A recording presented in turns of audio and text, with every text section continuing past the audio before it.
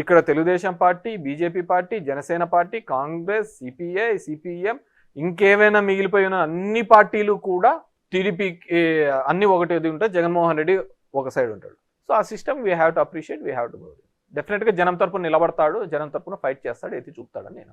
అంటే మీరు పదే పదే జగన్మోహన్ రెడ్డి గారు ప్రతి సభలోనూ ఒక ముఖ్యమంత్రి స్థాయిలో ఉండే వ్యక్తి పవన్ కళ్యాణ్ ఉద్దేశించి కారులను మార్చినట్టు పెళ్ళాలను మారుస్తాడు, 3 పెళ్ళిళ్ళు 4 పెళ్ళిళ్ళు అంటూ బహిరంగ వ్యాఖ్యలు చేయటం అనేది అవతల వ్యక్తికి సింపతి తెచ్చిపెడుతుంది, ఈ మీద నెగిటివిటీ తెచ్చిపెడుతుంది.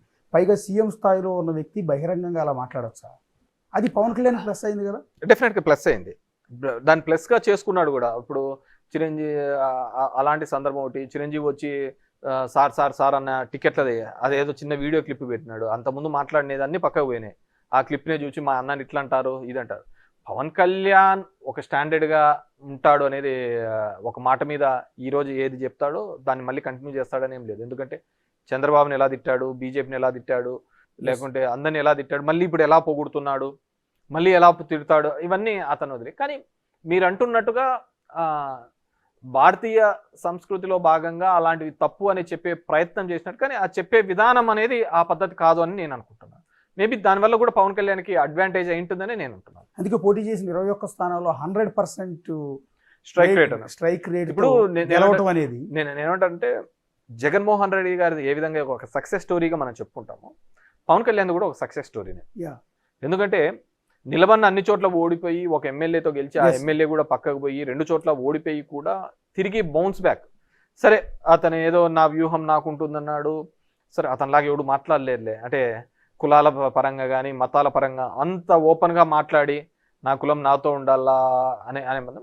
సో వాట్ ఎవర్ మేబీ తన ఆ 21 మందిని కూడా గెలవడంలో కూడా ఒక సక్సెస్ స్టోరీ. ఎందుకంటే దీనికి సీజనల్ పొలిటీషియన్స్ తప్ప, ఈ విధంగా రాజకీయం ఒక వృత్తిగా ఉన్న వాళ్ళే ఈ విధంగా బౌన్స్ బ్యాక్ అవుతారే తప్ప, మిగతా వృత్తుల మీద ఉండి సినిమా లాంటి వృత్తులో లేకుంటే మిగతా వ్యాపార వృత్తులో ఉండి ఇది ప్రైమరీ ఇంట్రెస్ట్ కాకుండా మిగతా దాని మీద ఉన్న వాళ్ళు ఇలా బౌన్స్ బ్యాక్ కావడం చాలా కష్టం. కానీ it's a success story of Pawan Kalyan అని చెప్పుకోవచ్చు. అండ్ ఆ 21 కూడా చాలా స్ట్రాటజికల్గా తీసుకున్నాడు, సక్సెస్ చూపించినాడు. సో భవిష్యత్తులో బేసిక్గా ప్రశ్నిస్తామని పెట్టిన పార్టీ అది పోయింది, తర్వాత ముఖ్యమంత్రి అనే పార్టీ అది వెళ్ళిపోయింది, ఇప్పుడు సపోర్టివ్ పార్టీగా డిప్యూటీ సీఎంగా ఆయన ఉంటున్నాడు. We have to wait and see ఇదే కంటిన్యూ అవుతాడా, మరి ఎలా ఆ సీట్లేకి రావడం. ఇప్పుడైతే నేను లేదు 10 ఏళ్ళుగా చంద్రబాబే ఉండాలని ఆయనే అంటున్నప్పుడు, so we can't expect him in CM seats. వాళ్ళ ఫ్యాన్స్ కానీ వాళ్ళ కమ్యూనిటీ కానీ ఏదైతే మా వాళ్ళలో ఒకడు ఆ ముఖ్యమంత్రి సీట్లో కూర్చోవాలి అని కోరుకున్నారో వాళ్ళది ఇప్పట్లో నెరవేరే కార్యక్రమం కాదు. వాట్ ఎవర్ మేబీ జగన్మోహన్ రెడ్డిని ఓడించడానికైతే ఖచ్చితంగా పవన్ కళ్యాణ్ అనే వ్యక్తి లేకపోతే తెలుగుదేశం అనే పార్టీ ఇప్పటికీ కూడా జగన్మోహన్ రెడ్డిని ఓడించలేదు. 40 సంవత్సరాల Telugu Desam party minus Pawan equal to 0 అంతే, దాంట్లో వేరేది లేదు.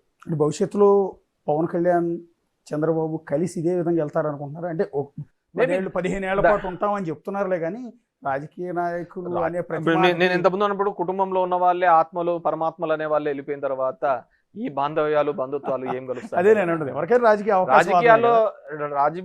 రాజకీయాల్లో డైనమిక్స్ మారుతూ ఉంటాయండి. సో ఇతను ఇప్పుడు మొట్టమొదటిసారి పవర్ చూశాడు. సో ఆ పవర్ చూడాలి అని తన ఫ్యాన్స్ కానీ తన కమ్యూనిటీ వాళ్ళు కానీ కోరుకుంటున్నప్పుడు ఆ విధమైన అడుగులు వేయచ్చు. బీజేపీ ఉన్నప్పుడు ఏదైనా జరుగుతుందండి. షిండే అనుకున్నారా అక్కడ అవుతాడని చెప్పేసి చేసినారు కదా. సో బీజేపీ అనేది ఒక కొత్త ఒరబడిని తీసుకొని రావడం జరిగింది. రాజకీయాల్లో ఒక 3 వ్యవస్థలతో మనం ఎట్లాంటి క్రీడనైనా ఆడుకోవచ్చు, ఎలాంటి రాజకీయ క్రీడనైనా ఆడుకోవచ్చు అనేది బీజేపీ సక్సెస్ఫుల్ ఫార్ములాతో నిరూపించింది. ఈవీఎంస్ మీద నేను మాట్లాడుతున్నప్పుడు కానీ దీనిలో మాట్లాడుతున్నప్పుడు ఇప్పుడు మహారాష్ట్ర ఎలక్షన్ చూసాం. ఖచ్చితంగా 6 నెలల కిందట జరిగిన ఎంపీ ఎలక్షన్స్లో బీజేపీ వాళ్ళ కూటమి 10 సీట్లు వచ్చినాయి, 30 అగెనెస్ట్ కాంగ్రెస్కి వచ్చినాయి. ఏమంతా 5 నెలల్లో మారిందని చెప్పి 225 సీట్లు వచ్చినాయి చెప్పండి. దట్టు షిండే నాయకత్వంలో ఎలక్షన్స్ పోయినారు. అక్కడ ఏమంత డెవలప్మెంట్ జరిగింది, ఏమంత అద్భుతాలు జరిగాయి. So there is some manipulation is going on. ఎందుకంటే నేనేమని నమ్ముతానంటే ఈ ఫోన్ అనేది ట్యాప్ చేయాలనుకున్నప్పుడు ఆ మిషనరీ ట్యాప్ చేయడం అనేది పెద్ద విషయం కాదు. అంటే మొన్న ఆంధ్రప్రదేశ్ ఎన్నికల్లో కూడా ట్యాంపరింగ్ జరిగిందని నేను పూర్తిగా నమ్ముతాను. అలా నమ్మకపోతే సుప్రీంకోర్టు ఇచ్చిన గైడ్లైన్స్ ప్రకారం ఎస్ఓపి కౌంటింగ్ చేయాలి, ఈవీఎంలు అనేది కౌంట్ చేయాలి అని ఇచ్చినప్పుడు దానిలో ఎంత ఉండాలి అనేది వీళ్ళు ఆ పద్ధతి కాకుండా మొత్తం అదంతా 0 చేసి మళ్ళీ ఓట్లన్నీ వేయించి అవి ఎంచుతామనే పద్ధతికి ఇప్పుడు వాళ్ళు కొత్త SOP తీసుకొని వచ్చినారు, స్టాండర్డ్ ఆపరేటింగ్ ప్రొసీజర్స్. నేనేమంటే ఒక హుండీలో లెక్కేయాలన్నప్పుడు హుండీలో ఎంత డబ్బు ఉందని లెక్కేయాలి, కానీ హుండీ డబ్బులన్నీ పక్కకేసి నువ్వు మళ్ళీ డబ్బులు వేసి అది ఎంచుతామంటే ఎట్లా సేమే ఉంటుంది. ఎలక్ట్రానిక్ గ్యాడ్జెట్స్ అనేది ఏది వాడినా కానీ అది కాంప్రమైజ్డ్ అవుతాయి. 2019లో మీకు 151 వచ్చినప్పుడు కూడా టీడీపీ అదే ఆరోపణ చేసింది. డెఫినెట్ గా Something ఏదో జరిగింది. నేను అప్పటికి మాకు 150 రాని, భవిష్యత్తులో 170 రాని, ఇంకోటి రాని, కానీ ఎలక్ట్రానిక్ మిషనరీతో ఓటింగ్ అనేది జరగకూడదు అనేది నేను ఫమ్గా బిలీవ్ అవుతాను. ఇప్పటికైనా మారాలి. ఎందుకంటే నేను నిన్న కూడా చెప్పాను, ఈ దేశంలో ప్రజాస్వామ్యం అనేది పెద్ద బూతుగా అయింది, ఎలక్షన్స్ అనేది ఒక హేళనగా అయింది.